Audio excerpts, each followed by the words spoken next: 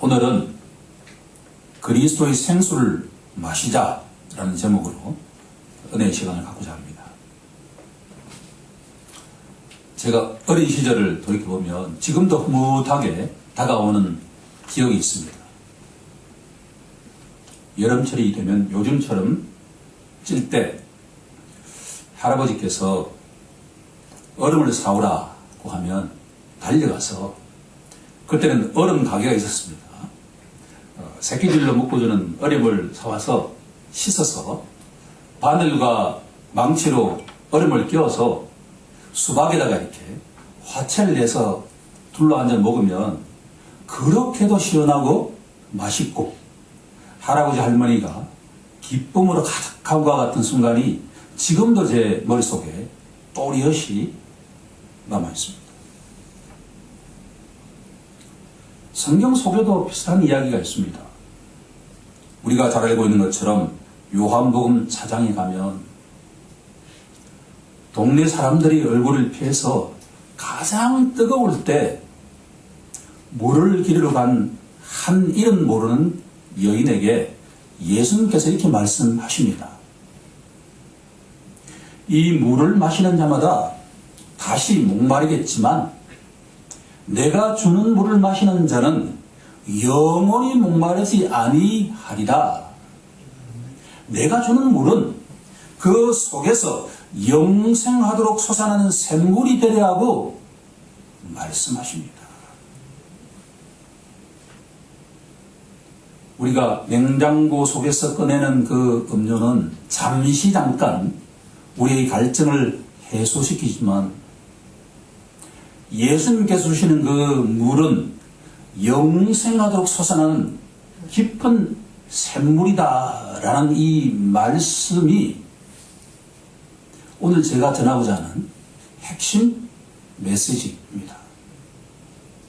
간절히 바라기는 사도 바울이 고린도 교회 성도들에게 보낸 두 번째 편지에서 그 깊은 샘물을 함께 맛보는 시간이 되길 간절히 소망합니다. 3절에 보시면 사도 바울은 찬송하라고 권면하고 있습니다. 첫 번째 갈로의 정답은 찬송입니다.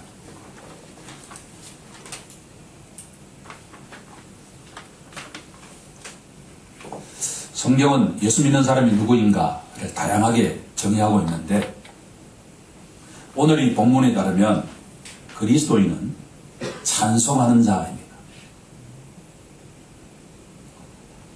참 흥미로운 걸 발견하게 되는데요. 이 본문을 정하고 나면 찬송은 다 우리 전사님께 다 맡기는데 항상 조화가 이루어진다는 것을 제가 알게 됩니다. 우리가 왜 성도들이 찬송해야 할까라고 질문한다면 너무나도 중요한 영적 의미가 담겨 있습니다. 오늘 저는 구약의 예를 통해서 그 의미를 찾아보고자 합니다. 야곱은 12아들을 가졌는데 그중 넷째 아들이 유다입니다. 유다는 찬송이라는 뜻을 갖고 있습니다. 초신자 시대에 가장 충격적으로 다가왔던 성경 본문이 무엇인가라고 질문한다면 바로 창세기 38장에 나오는 유다와 다말의 이야기입니다. 시아버지와 며느리의 부적절한 관계를 통해서 메시아의 계보가 이어진다라고 하는 성경 본문을 대하는 순간에 개인적으로 소화하기 힘들었습니다. 마태복음 1장 3절은 이렇게 증언하고 있습니다. 유다는 다말에게서 베레스와 세라를 낳고, 베레스는 다윗의 조상이 되었고 유다 혈통을 통해서 예수 그리스도가 탄생되었기 때문입니다. 성경은 참 정직한 책이다라고 하는 것을 알 수가 있습니다. 성경은 믿음의 선조들의 치부를 하나도 가감없이 그대로 우리에게 알려주고 있습니다. 더욱 놀라운 이야기는 창세기 39장에 가면 보디발 아내의 끈질긴 유혹에도 불구하고 그 혈기왕성한 젊은이가 하나님의 성전인 몸을 거룩하게 지키는 내용이 나옵니다. 저는 이 두 장의 내용을 정확하게 지식적으로는 알았지만 하나님께서 왜 이와 같이 유다의 내용과 요셉의 내용을 이렇게 동시에 배치할 수 있을까라는 것에 대해서는 명확하게 알지를 못했습니다. 하지만 이 설교를 준비하면서 중요한 깨달음을 알게 되었습니다. 도덕적인 기준으로 본다면 메시아의 계보는 유다가 아니라 요셉의 계보를 통해서 메시아가 탄생이 되어야 할 것이라고 예상할 수 있지만 하나님께서는 유혹에 넘어지는 죄인을 메시아의 계보로 결정하셨다라는 것입니다. 하나님께서 왜 이렇게 결정하셨을까요? 유다는 바로 자신의 죄를 철저하게 회개한 경험이 있기 때문입니다. 유다는 동생 요셉을 판 것이 너무나도 하나님 보시기에 커다란 죄라는 것을 깨닫게 되었고, 상황이 어떻게 되었든 간에 며느리와 부적절한 관계를 맺은 것이 하나님 보시기에 얼마나 커다란 죄라는 것을 깨닫게 되었을 때 그는 옛사람으로부터 철저하게 돌이켰고 오직 믿음만으로 오직 하나님만을 의지하면서 살기 시작했다라고 하는 겁니다. 요약하면 유다는 옛사람이 죽고 새사람이 되었기에 메시아의 계보, 족보에 당당하게 올라갈 수가 있었다라는 겁니다. 교회는 유다와 같은 사람들의 모임입니다. 여러분들은 또 다른 유다라고 한 것을 인정하는 자만이 이 교회 공동체에 편입될 수가 있다라고 합니다. 사도 바울은 교회를 1절에 보면 하나님의 교회라고 굳이 이야기하고 있습니다.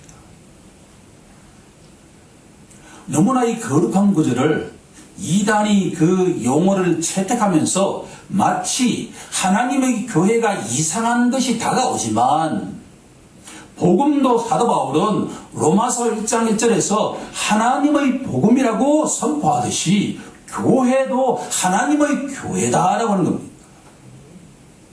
이것은 바로 하나님께서 직접 핏값으로 사신 교회, 그것이 바로 하나님의 교회이고 그 교회의 지체들이 바로 성도다라고 하는 겁니다. 유다가 과연 거룩한 자입니까? 하지만 아무리 유다 같은 죄인이다 하더라도 회개하고 거듭난 자는 하나님 보시기에 성도라고 선포하신다라고 하는 것이 바로 이 고린도후서의 시작이다. 성도는 찬송하는 자입니다. 3절을 찬송하리로다 하나님의 교회의 성도 여러분이라고 사도 바울은 외치고 있습니다. 왜 우리가 하나님을 찬양해야 할까요? 찬송해야 할까요? 그것은 나 같은 죄인을 십자가 보혈로 거듭나게 하시고 하나님의 자녀가 되게 하신 하나님의 그 넓고도 깊은 은혜에 반응하는 것이 바로 찬송하는 것이다.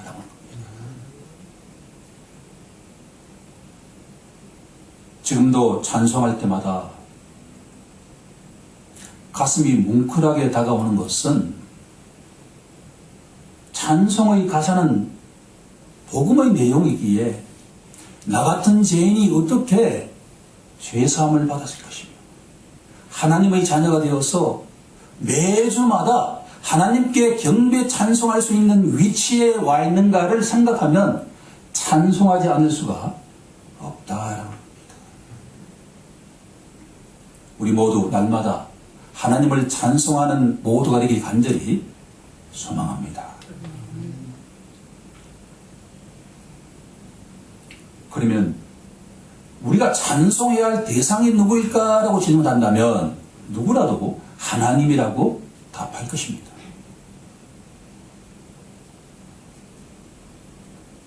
그런데 여기서 제가 하나의 질문을 한번 던져보겠습니다. 구약 성경에 계시되어 있는 하나님을 믿는다라고 하는 종교들이 여러 개 있습니다. 기독교 신자도 구약 성경에 계시된 하나님을 믿는다고 하고 유도계 신자도 그렇게 믿는다고 하고 이슬람교 신자도 그렇게 하나님을 믿는다라고 선포합니다. 그러면 이슬람교 신자와 유도교 신자와 기독교 신자가 과연 동일한 하나님을 믿고 있을까요? 라고 질문한다면 여러분들은 분명하게 여기에 No, 아니요 라고 답할 수 있어야 한다는 것이 사도 바울이 우리에게 던지는 메시지입니다. 우리 다 함께 고린도후서 1장 3절을 함께 합독해 보도록 하겠습니다. 시작. 찬송하리로다. 그는 우리 주 예수 그리스도의 하나님이시요 자비의 아버지시요 모든 위로의 하나님이시며.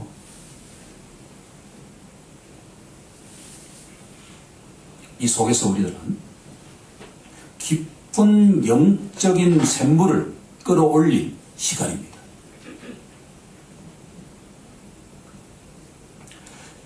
신약교회 성도들과 구약교회 성도들은 동일한 하나님을 믿고 있는데 사도 바울이 우리에게 던져주고 있는 내용은 우리가 믿는 하나님은 예수의 하나님이다라는 이야기입니다.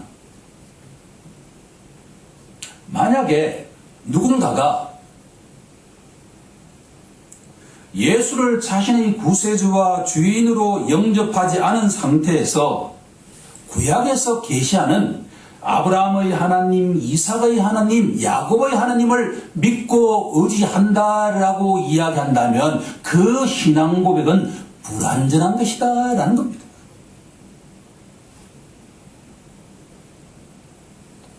왜냐하면 요한복음 14장 6절은 이렇게 증언하고 있기 때문입니다.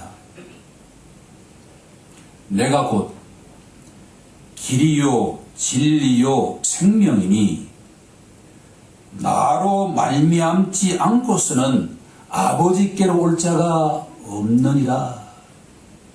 아멘.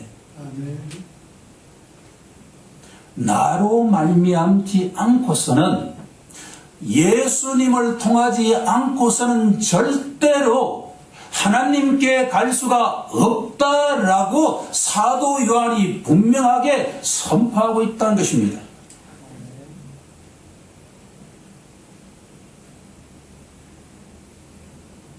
따라서 하나님은 한 분뿐이시지만 예수의 하나님이 바로 우리가 믿어야 할 하나님이다라는 겁니다.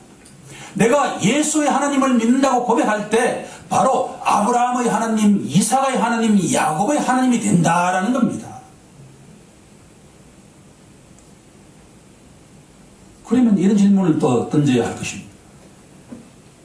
예수님이 오시기 2000년 전에 아브라함은 어떻게 예수 그리스도의 하나님을 알았을까라는 질문을 던져야 한다는 겁니다. 우리는 예수님이 오신 지 2000년이 지난 상태이지만 아브라함과 이삭은 예수가 오기 2000년 전인데 어떻게 예수의 하나님을 만날 수 있는가라는 질문입니다.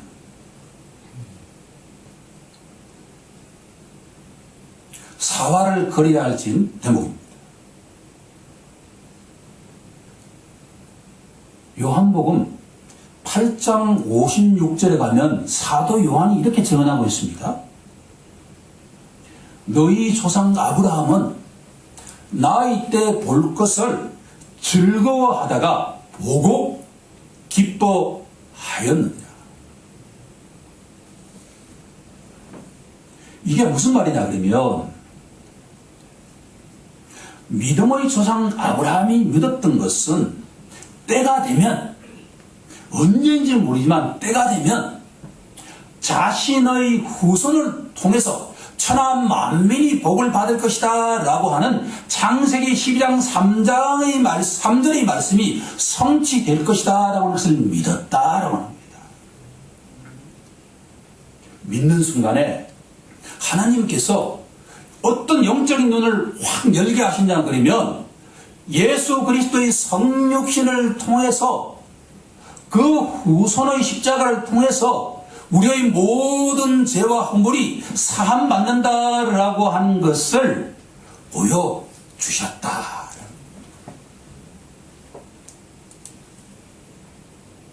하나님은 그러신 분입니다. 우리 인간은 불가능하지만 구약의 어떤 성도가 하나님을 믿고 의지합니다라고 고백하는 순간에 예수 그리스도를 통해서 제사함과 영생을 받는다라고 하는 것을 깨닫는 믿음을 주신다라는 겁니다.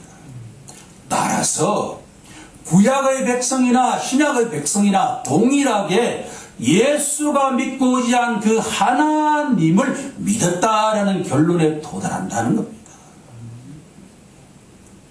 혹시 이런 이야기를 들을 수가 있습니까? 구약에 나와 있는 사람은 하나님을 믿었고 신약에 나와 있는 사람들은 예수를 믿었다라고 설교하고 선포하는 유튜브 영상도 있다라는 겁니다. 아닙니다. 구약의 백성이나 신약의 백성이나 동일한 한 하나님을 믿었는데 그 하나님은 바로 예수의 하나님인데 그 하나님이 아브라함의 하나님, 이삭의 하나님, 야곱의 하나님이다 라고 결론을 내리길 소망합니다. 이제 두 번째 내용으로 넘어가 보고자 합니다.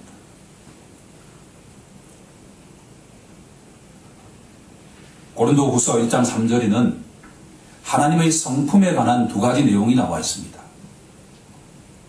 첫 번째, 하나님은 자비의 아버지십니다. 주님이 사랑하는 성도 여러분, 혹시 자비의 아버지라는 구절이 모순적으로 다가오는 사람도 혹 있을 수가 있습니다. 우리의 전통 속에서 아버지라고 하면 엄격한 이미지의 소유자가 아닙니까? 우리의 육신의 아버지는 자비와 긍휼이 부족할 수 있지만 우리가 찬송하는 아버지는 자비의 아버지다라는 겁니다. 출애굽기 34장 6절은 여호와라 여호와라 자비롭고 은혜롭고 노하기를 더디하시고 인자와 진실이 많은 하나님이라.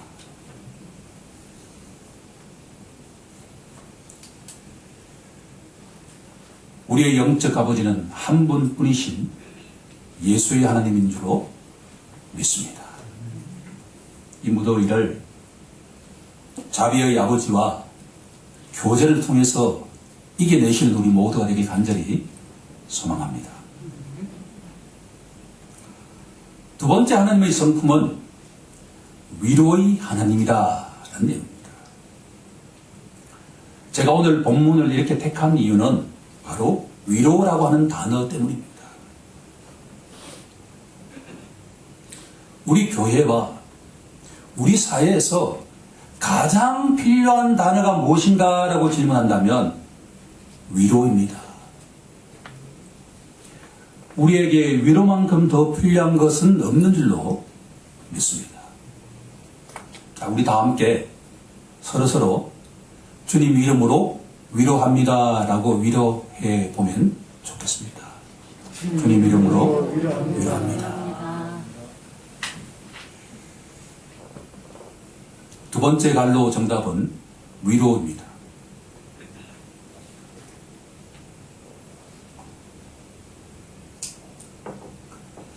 성도는 찬송하는 자인 동시에 위로받는 자입니다.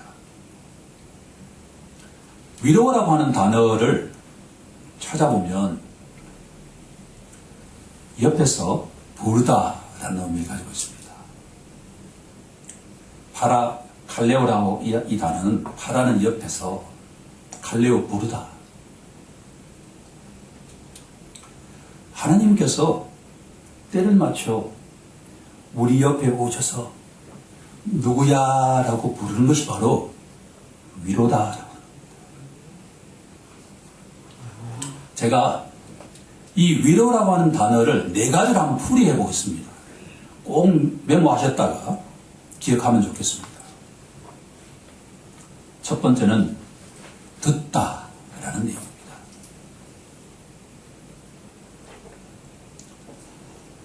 위로의 첫 번째는 상대방의 슬픔과 괴로움을 들어주는 것입니다. 저 개인도 마찬가지지만 우리 교회 모든 성도들과 특히나 사회생활 하는 사람 모든 사람들을 만나보면 타인의 이야기에 귀를 기울이기보다는 자기 하고 싶은 이야기를 쏟아내는 것이 일반적입니다. 그렇죠? 하지만 하나님은 예외입니다. 첫 번째, 옆에서 부르신 다음에 우리의 이야기를 들어주시는 분인 줄로 믿습니다. 애굽에서 400년 동안 종살이 하던 언약 백성들이 바로 왕의 너무나 가혹한 노역으로 인해서 밤마다 끙끙 앓으면서 신음했습니다. 그럴 때 이 백성들이 과연 하나님은 우리의 신음소리를 알고 계실까라고 질문했습니다. 그런데 출애굽기 2장 24절은 증언하기를 하나님이 그들의 고통소리를 들으셨다 라고 증언합니다.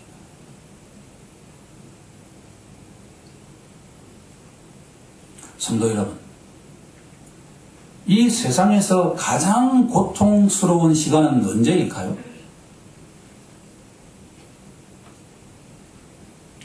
그것은 바로 사랑하는 가까운 사람이 신음소리를 낼 때입니다. 본인은 건강한데 사랑하는 그 누군가가 너무나 아파서 잠 못 이룬다고 할 때 가장 고통스럽다라는 얘기입니다.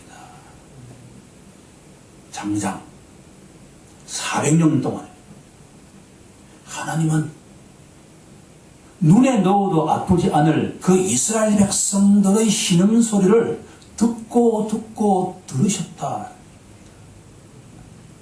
저는 불가능한 이야기입니다.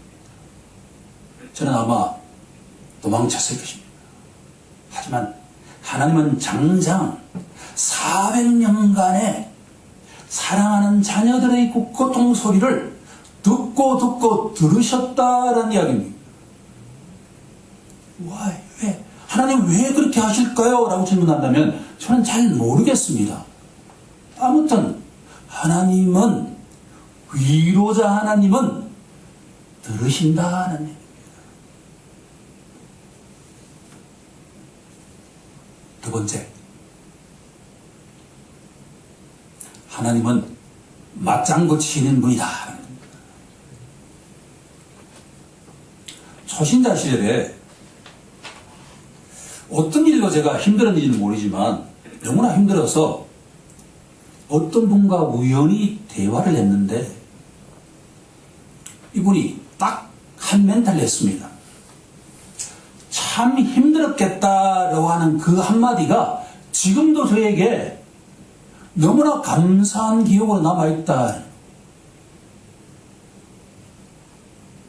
하나님께서는 우리의 고통을 들으시고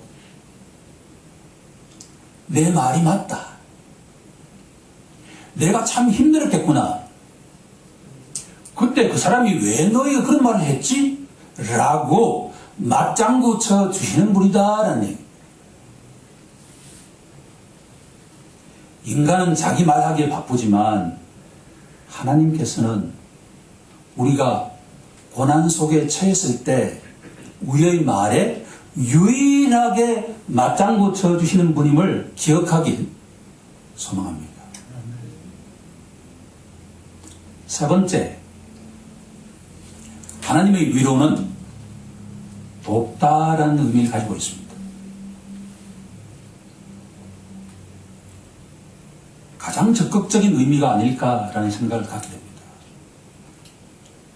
들어주시고 맞장구 쳐주시는 것은 그저 수동적인 의미를 가지고 있지만 돕다라는 이 의미는 우리에게 하나님께서 적극적으로 주도해 가신다는 의미를 가지고 있기 때문입니다. 바로 이 의미가 보혜사라는 의미와 동일합니다. 요한복음 14장 26절 꼭 우리가 기억해야 할 성경 말씀인데 보혜사 곧 아버지께서 내 이름으로 보내실 성령 그가 너에게 모든 것을 가르치고 내가 너에게 말한 모든 것을 생각나게 하리라. 우리의 헬퍼이신 보혜사는 우리에게 진리를 가르쳐 주시고 깨닫게 하시고 기억나게 하셔서 날마다 우리들을 선한 길, 생명의 길로 인도해 가시는 분이다라는 의미입니다. 하나님은 그저 우리에게 맞다, 그래 라고 들어주시는 분뿐만 아니라 우리를 적극적으로 저 천국으로 날마다 인도해 가시는 돕는 분이다, 보혜사다라고 하는 것이 우리에게 위로가 되어야 할 줄로 믿습니다. 마지막 네 번째 의미는 격려라는 의미입니다. 이것도 너무나 적극적인 의미입니다. 하나님은 우리 각자에게 격려하시는 분입니다. 이 격려라는 의미를 파악하기 위해서 누가복음 16장으로 한번 가보고자 합니다. 거기에 보면 부자와 거지 나사로에 관한 이야기가 나옵니다. 흥미로운 점은 부자의 이름은 밝히지 않지만 이 상거지의 이름은 나사로라고 밝히고 있습니다. 도대체 하나님은 어떤 분일까라고 질문한다면 이 세상에서 부와 권세를 가진 사람에게는 별로 관심이 없고 먹을 게 없어서 주인상에서 떨어지는 그 부스러기를 먹지 않으면 살지 못하는 그 거지의 이름에 대해서는 분명하게 알고 계신 겁니다. 같은 날 이 부자와 나사로가 죽었습니다. 부자가 저 멀리 나사로가 천사에 의해서 아브라함의 품에 딱 안겨있는 것을 보자 이렇게 청합니다. 나사로야, 나에게 물 한 방울을 주어서 나 이 타는 목마름을 해결시켜 달라라고 이야기합니다. 그럴 때 아브라함이 이렇게 답합니다.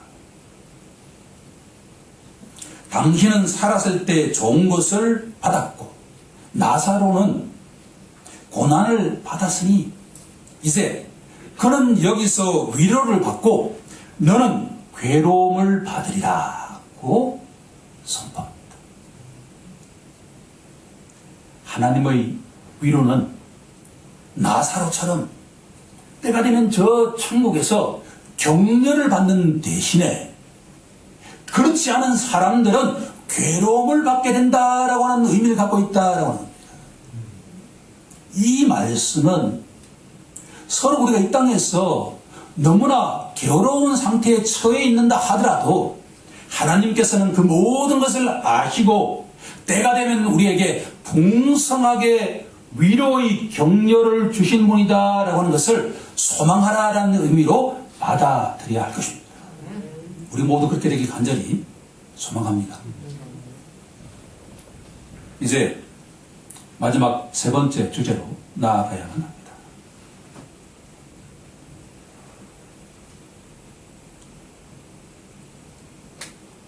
성경은 참 우리에게 균형 잡힌과 같은 진리를 전달하고 있다라고 하는 것을 알고 있습니다. 세상 모든 사람들은 위로받기를 원하지만 너희가 위로받는 성도라면 마땅히 그리스도의 고난에 동참하는 자가 되어야 된다라고 선포하고 있습니다. 우리 다 함께 고린도후서 1장 5절을 합독해 보도록 하겠습니다. 시작. 그리스도의 고난이 우리에게 넘친 것 같이 우리가 받는 위로도 그리스도로 말미암아 넘치는도다.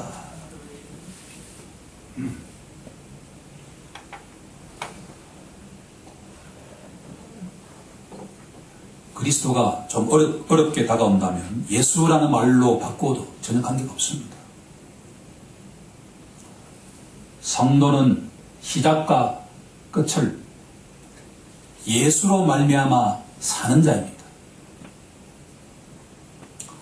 우리가 유다 같은 우리가 하나님을 찬송하게 된 것도 예수의 십자가 때문이고 우리가 하나님의 위로를 받는 것도 예수의 십자가 때문이고 동시에 너희는 예수의 고난에도 동참하는 자가 되어야 된다라고 하는 것이 성경의 일관된 선포입니다.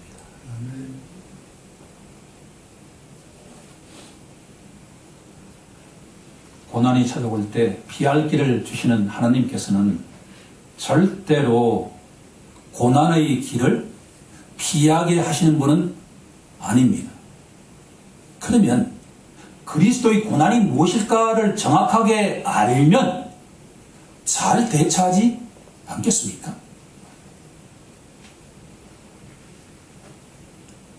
그리스도의 고난은 좁은 문으로 들어가는 것입니다.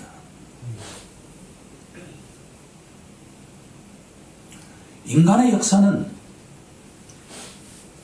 전에도 지금도 이후에도 바벨탑 사건이 설명하고 있습니다. 인간은 언제나 넓은 문으로 들어가길 원한다라는 이야기입니다.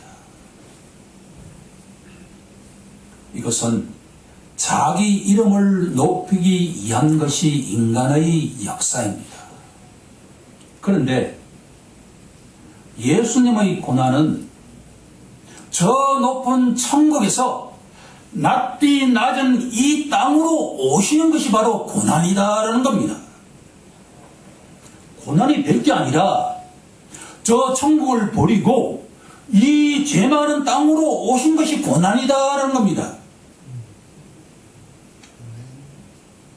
그런데 인간은 본질적으로 이 낮디 낮은 죄 많은 이 땅에서 점점 저 하늘로 올라가려고 하는 것이다라는 겁니다.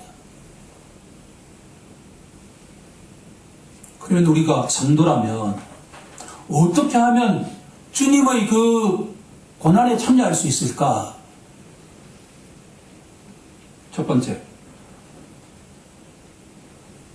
그리스도의 고난은 자신을 부인하는 것입니다.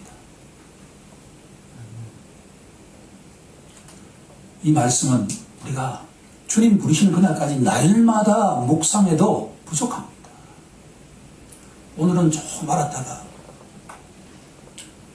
다음 날은 전혀 알 수 없는 것이 이 영적 의미이기 때문입니다. 인간은 누구라도 자신을 부인하려고 하는 것은 인간의 본성이 절대 아닙니다. 내가 최고라고 생각하지 내가 죽어야 돼 라고 생각하는 사람은 아무도 없다라는 겁니다. 아무튼 자신을 부인하는 것이 그리스도의 고난에 동참하는 것입니다. 두 번째로 자기 십자가를 지는 것입니다. 부담스럽게 다가오지 않습니까? 누가는 날마다 자기 십자가를 지라고 선포합니다. 그런데 가만히 생각해 보면 전혀 고민할 게 없는 것이, 우리가 등산을 갈 때도 어린아이들에게는 어린아이들이 만든 배낭을 짊어지지 않습니까? 20대에게는 가장 무거운 배낭을 지게 하듯이 성도들도 믿음의 분량이 다르기 때문에 하나님께서는 자기 십자가를 지게 하실 때 그 믿음의 분량에 맞게 지게 하시기 때문에 염려할 필요가 저는 없습니다. 하지만 하나님이 주시는 그 십자가를 기꺼이 지려고 하는 것이 고난에 동참하는 것이다 라는 얘기입니다. 마지막 세 번째는 하나님의 뜻에 순종하는 것입니다. 순종의 길입니다.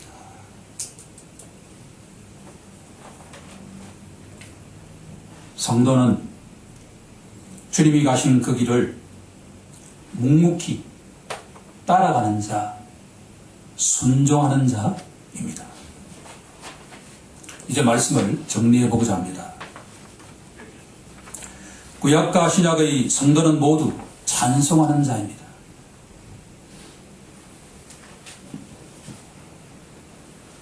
우리가 만입을 다해서 찬송해야 할 대상은 우리 주 예수 그리스도의 하나님 한 분인 줄로 믿습니다. 그분은 자비로운 그분은 우리를 날마다 위로해 주시고 자신과 함께 그리스도의 고난에 동참하길 원하십니다. 우리 모두 주님을 찬송하면서 자신을 부인하고 자기 십자가를 지고 주님을 따라가는 성도가 되길 우리 주 예수 그리스도 이름으로 간절히 축원하옵나이다. 아멘.